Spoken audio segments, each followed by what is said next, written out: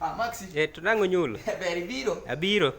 To idiche simu nade mano kuri chode simu. Koro jomo diche simu sode simu ya onyulo. Mana mano kuri chode simu. Onge chode moro. Jomo chodo. Ikia. Adier. Mano gima timore sani.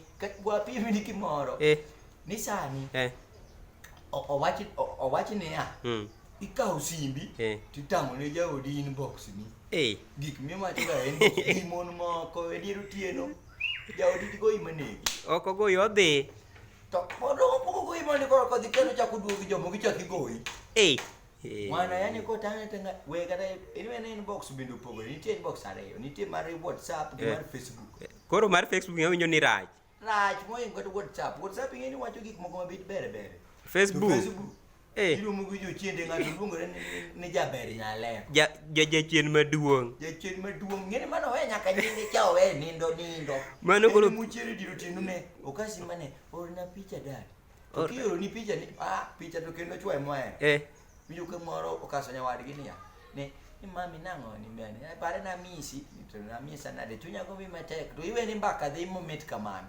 Kor kidwa bini ka ni orna picha. To koro picha bene Ni daka nene maber. Ni mudho chenyla. To kata pesa to ken no kigolo. Chua. Inbox kanyo biro minego. Omera to inbox kanyo be minyalo toya kata in kama onyulo ini. Kanyo miluongo gi nyinge mamit ma ipo mana ka tuo sukari omaki. Koro ka in para ni niya. Igolo nyingi mar onyulo. Koro iluonge ni sweetheart daddy. Bringanya, chocolate. To mago gik sukari te onyulo. Mago gik makelo tuo sukari.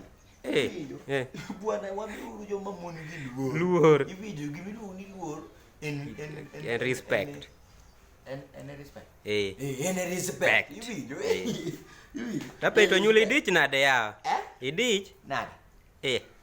Dong san piny masani ok nade kana tie en mane piny masani nyaka ibed ng'ama timo gimoro kada ko penji ni to kada uromo kode inbox ka penji ni timo ga ne nade kada timo gi atimo biashara moro koro mano biashara dong my own business